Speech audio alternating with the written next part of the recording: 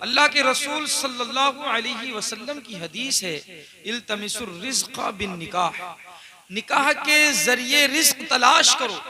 लेकिन आज के इस दौर में, इस फिरफितन दौर में मेरी और आपकी दुनिया की सोच बन चुकी है कि निकाह जब करेंगे जब अपने पैरों पर खड़े होंगे, हम निकाह जब करेंगे जब मकान अपना होगा, कारोबार अपना होगा।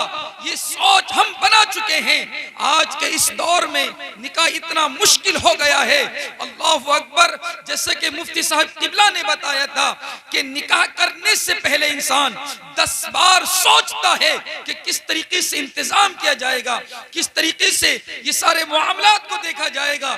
तो जब ये सारी चीजें इंसान के सर पर आकर पड़ गईं तो निकाह मुश्किल से मुश्किल होता चला गया और जिना आम से आम होता चला गया। आज जिना इतना आम है, इतना आम है। अल्लाह के रसूल सल्लल्लाहु अलैहि वसल्लम ने इरशाद फरमाया कि एक जमाना आएगा कि लोग इस तरह से जिना करेंगे जैसे कि गधे आपस में मेल खाते हैं। और आज वो जमाना हमारी आंखों के सामने है, हमें सबको मालूम है हो क्या रहा है, लेकिन हम आंखें देखकर भी आंखें बंद कर लेते हैं। ये सब कुछ हमारे सामने है, लेकिन होने के बाद भी हम गुनाह पर पर्दा डालने की कोशिश करते हैं। अपने किरदार पर डाल के पर्दा हर शख्स कह रहा है जमाना खराब है। हर शख्स कहता है, जिसकी जुबानी सुने कहता है जमाना खराब है, जमाना खराब है, जमाना खराब है। जमाना खराब नहीं है, हम खुद खराब हैं। हम खुद खराब हैं, हमारे अमाल अच्छे नहीं, किरदार अच्छा नहीं, गुफ्तगार अच्छी नहीं। हम बोलते हैं तो झूठ बोलते हैं, चलते हैं तो गलत चलते हैं। अगर हमसे कोई चीज आबाद है तो फिर चौराहों पर जाकर देख ले। लेकिन अफसोस सद अफसोस, एक तरफ हम कहते तो हैं कि मुसलमानों के हालात अच्छे नहीं, मुसलमानों का कोई पुरसाने हाल नहीं। आज उम्मत मुस्लिमा पूरी दुनिया में लावारिस है, न कोई सियासी रहबर और रहनुमा है, न कोई दीनी कायद है। हर एक को अपनी फिक्र है, हर शख्स अपने मदारिस बचाने की फिक्र है, किसी को खानकाहें बचाने की फिक्र है, किसी को स्टेट बचाने की फिक्र है, किसी को अपना नाम बचाने की फिक्र है, लेकिन किसी को रसूलुल्लाह सल्लल्लाहु अलैहि वसल्लम के दीन की फिक्र नहीं। उम्मत टोलियों में बिखर गई, हर शख्स अपनी फिक्र में है, लेकिन उम्मत सिर्फ लावारिस नजर आ रही है। जिधर देखे मुसलमान कट रहा है, जिधर नजर डाले मुसलमान तबाह बर्बाद है। कहीं मुसलमानों के घरों को मिसमार कर दिया जाता है, कहीं मुसलमानों के ईमान को छीनने की कोशिश की जाती है, कहीं मस्जिदों पे कब्जे किए जाते हैं, लेकिन मुसलमान है तमाशा बना देख रहा है। वजह क्या है? तरीके मुस्तफा को छोड़ना है, वजह बर्बादी। इसी से कौम दुनिया में हुई बेइख्तियार अपनी। हमें करनी है शहंशाह बतहा की रिजा जोई, वो अपने हो गए तो रहमते परवरदिगार अपनी। असल मकसद क्या है? असल मकसद है मोहम्मदुर रसूलुल्लाह सल्लल्लाहु अलैहि वसल्लम को राजी करना, सही माना में उम्मती होने का सबूत देना। मुसलमानों आओ मिलकर कदम उठाएं, पैगंबर इस्लाम सल्लल्लाहु अलैहि वसल्लम के दीन के खातिर हर शख्स अपनी जिम्मेदारी मुकम्मल अदा करे।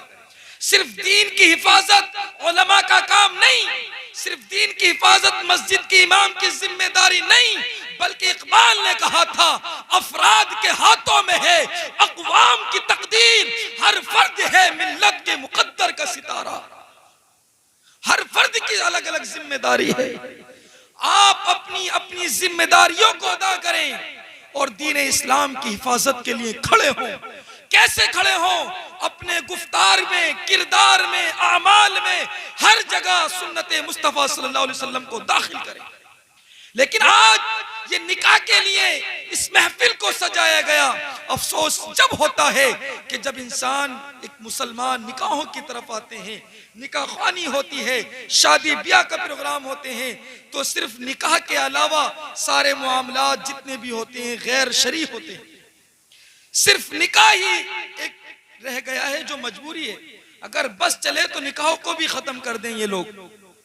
सिर्फ निकाह है जो सुन्नत है, बाकी सारे अमाल, मुसलमान बच्चों के लिबास देख लें, पता ही नहीं चलता कि मुसलमानों की लड़कियां हैं या अपनों की लड़कियां हैं।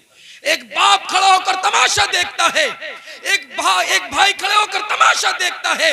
उसकी जवान बहन जब दहलीज पर निकलती है, नंगा सर होता है, आधी आस्तीनें होती हैं और जिस्म उसका नजर आता है।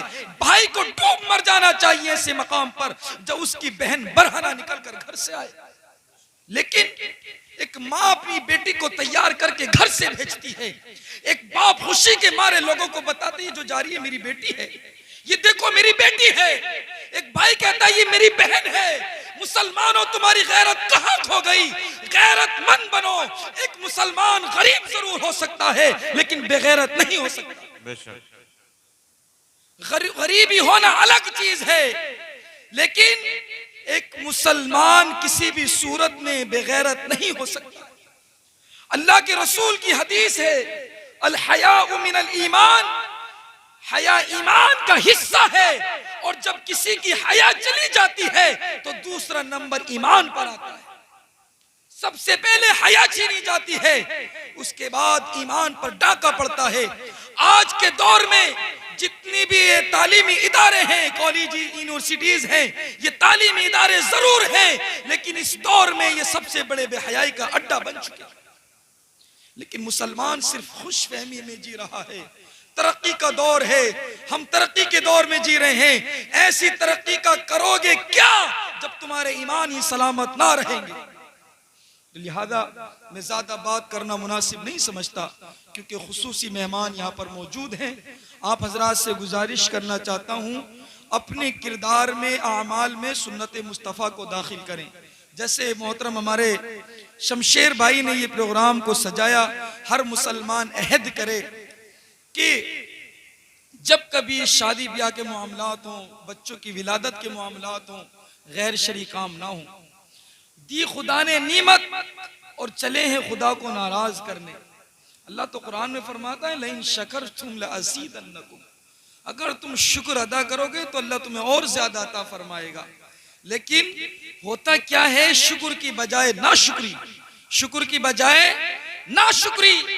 कहते हैं कि जनाब अगर हम ये बच्चे नहीं मानते वगैरह वगैरह, बच्चे बूढ़ों से कब आगे हो गए, कब आगे हो गए। ये हालात मुसलमानों ने खुद पैदा किए हैं, किसी और को दोष देने की जरूरत नहीं है, किसी को दोष देने की जरूरत नहीं है, किसी के सर सेरा बांधने की जरूरत नहीं है। ये हमने पैदा किए हैं। अमल से जिंदगी बनती है, जन्नत भी जहन्नम भी। ये खाका अपनी फितरत में न नारी है न नूरी है। लिहाजा अल्लाह रब्बुल आलमीन इस महफिल को कबूल फरमा ले और इस महफिल की बदौलत परवरदिगार आलम जो ये रिश्तेदारी कायम होने वाली है निकाह के ज़रिए, दोनों रिश्तेदारों को खुशियाँ अता फरमाए और बाहम मोहब्बत अता फरमाए। मुझसे बोलने में गलती हुई, अल्लाह उनको मुआफ़ फरमाए। अस्सलामु अलैकुम व रहमतुल्लाहि व बरकातुहू।